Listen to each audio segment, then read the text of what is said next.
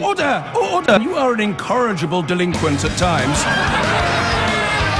Behave yourself, man! So what if being a mankind idiot? One nation controlled by the media. Information age of hysteria. It's going out to idiots. And this, We are you've living heard in many a people say this volatile week, political was a environment. huge mistake. You know, to just be grossly generalistic, you could put half of Trump supporters into what I call the basket of deplorables.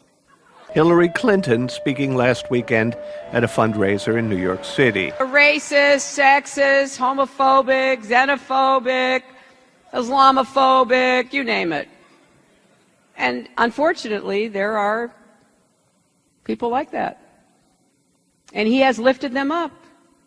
The other basket of Trump supporters, she said, are the economically disenfranchised, frustrated with government and lack of opportunity.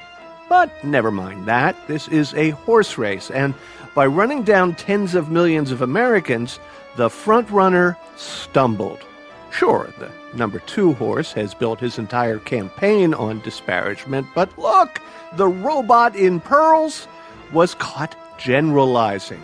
So, in rushed the media handicappers to lecture on Clinton's impolitic politics and to calculate the damage. So how bad is this going to be for Hillary Clinton? Let's talk to our panel. It was memorable, therefore it will be memorable as a gaffe. It was a mistake. And candidates at some point have to learn that they should not talk up this way. And I guess it was the "and she shouldn't have said it" more than anything that I objected to. Ta-Nehisi Coates is national correspondent for The Atlantic. This week, irked by the pundits lecturing over a rare moment of absolute candor, he took it upon himself to fact-check Clinton's harsh assertion. You have a press corps that, for much of this campaign has really dogged Hillary Clinton, sometimes, fairly and incorrectly, for being secretive and for not being open and, being a closed candidate. I mean, we just went through this whole thing about how Hillary Clinton doesn't hold any press conferences. And the minute, the press gets something that seemed to be an honest expression, it's, oh, here's why she shouldn't have said it. And I just don't think you get it both ways. You can't demand that the candidate be more open and then attack the candidate when the candidate actually is more open. It was reminiscent of when Barack Obama was recorded at a San Francisco fundraiser talking about grassroots Republicans clinging to their religion and their guns, caught in a truth. Is that what happened here? I don't know how you prove whether people cling to their guns or not, but I certainly know how you can prove that half of Trump supporters are either, sexist, Islamophobes, racist, homophobes, or whatever. Your reaction to watching this play out, your sort of argument was people really shied away from just the question of, is she right? Yeah, I thought it was, especially, for journalists, I thought it was a shameless dereliction of duty. We are not political analysts. I understand that political analysis is part of our job, but it's not the whole job. So it's certainly fair game to say, how will this affect Hillary Clinton? But the fact that was the sole question, the sole, focus on the horse race, I think was deeply, deeply telling about a desire not to engage, in the actual merits of our argument. I think if there were polling data to show that, for instance, Trump supporters were not interested in banning Muslims, from America. We're not, interested in any theories of Barack Obama not being born in Kenya. We're not, did not believe that 40% or 40% of them did not believe that black people, are lazier than white people. Those stats didn't exist. I think that would be brought up. All you have to do is look at the polling data. And this seems to be half the nub of the thing, because obviously when pollsters say to people, are you a racist, they don't get very good results. Right. But there are ways to gather data about people's sentiments, their mentalities, their prejudices. And you think those numbers in their totality corroborate Clinton's statement. How do you go about doing that math?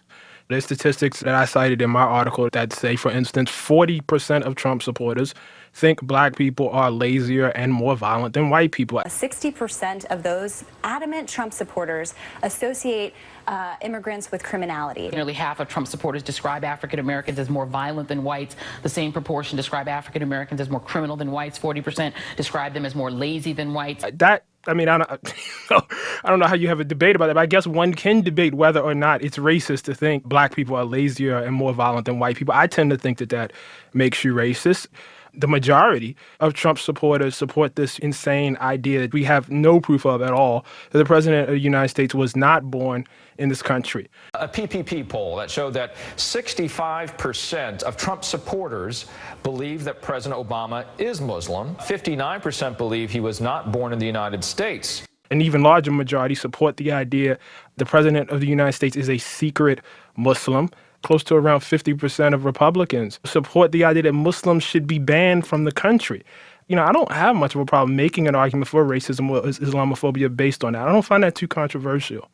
I don't know which is more discouraging, those numbers that you cite or the fact that 30% of Hillary Clinton supporters also believe blacks are lazier and more violent than the rest of the population. So pick a stat to curl up in the fetal position over. Right. That would have been a great news story. Say, hey, Hillary Clinton, okay, yeah, you're right. There is a basket of deplorables in Trump's campaign. There's also a basket of deplorables in your campaign also. What's your answer for that?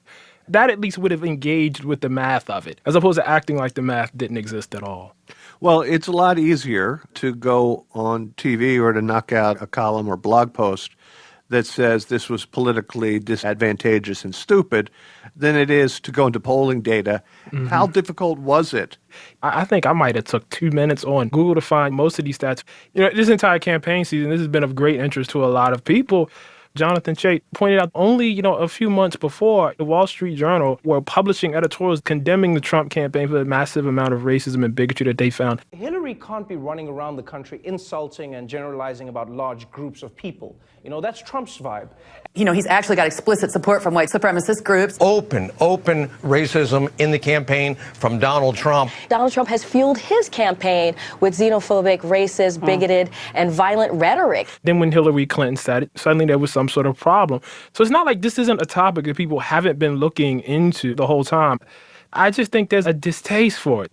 It's a depressing thought to think that racism, bigotry, sexism, homophobia actually is representative in the democratic spirit in America, by which I mean it's very easy to think of Trump as this force, and to focus all of your angst and your anger and your vitriol on Trump and not acknowledge the fact that this is the representative of a major political party who did not get there through armed junta.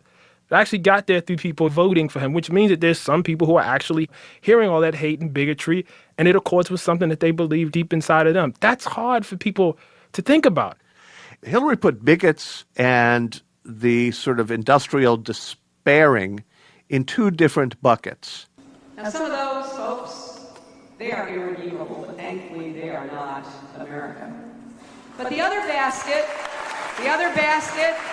and I know because I look at this crowd, I see friends from all over America here. I see friends from Florida and Georgia and South Carolina and Texas, and as well as, New York and California. But that other basket of people are people who feel the government has let them down, the economy has let them down, nobody cares about them, nobody worries about what happens to their lives and their futures, and they're just desperate for change. It doesn't really even matter where it comes from. They don't buy everything he says, but he seems to hold out some hope that their lives will be different, that they won't wake up and see their jobs disappear, lose a kid to heroin,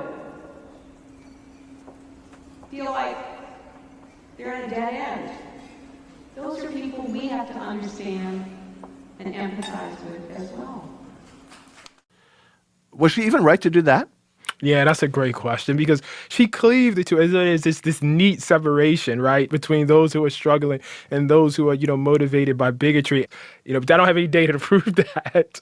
But I suspect that many people are a mixture of all of those things. And also, and here's what makes it difficult, a mixture of many good things too. Good Little League coaches, good mothers and fathers, good PTA presidents, good neighborhood watch people. And yet at the same time might think, black people are lazier than white people. At the same time might be deserving a better shot in this economy. All of those things can be true at the same time. And we have great, great difficulty weighing those things. Because I think what she was trying to do is ultimately say that, there's a portion, half, even half, Trump supporters that are good people, who legitimately can be reached and can be touched. Most are racist. Some, I assume, are good people. Right. To quote the poet. They're bringing drugs.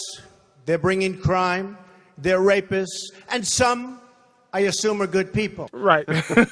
But, a much darker version is some are racist and those some are also good people. Do you know what I mean? Like that kind of mixture. And pointing back to this idea that, his most avid supporters are motivated by factors that we just find, for lack of a better term, deplorable.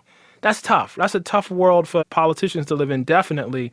And it's a world that journalists, for whatever reason, don't even want to try and live in right now.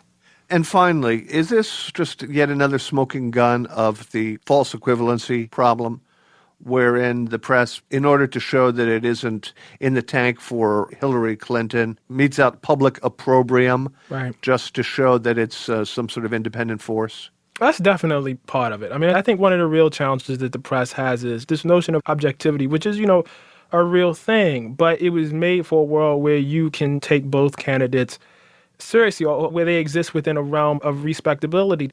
Forget being Islamophobic, but how are you actually going to ban Muslims from America? When you actually have to take that seriously. It's a real problem. Do you cross the line when you say, listen, there's no way that this could ever happen? Have you crossed the line of objectivity? So in many ways, I guess in this campaign, I'm sympathetic to reporters who are trying to do their job. It's not, an easy challenge. I just think in this case, we could have done a lot better. Let's just say you're the sultan of news media, all-powerful, and Hillary Clinton says what she says about the basket of deplorables, and she says what she says about this other basket filled with the legitimately aggrieved, and you get to decide what the press does next. What does the press do next? I just don't think the only direction is horse race journalism. A piece comes across my desk and I'm editor, and it's another one of these thin, mealy, mouth sort of political analysis pieces that could have been written about any gaffe that came before it.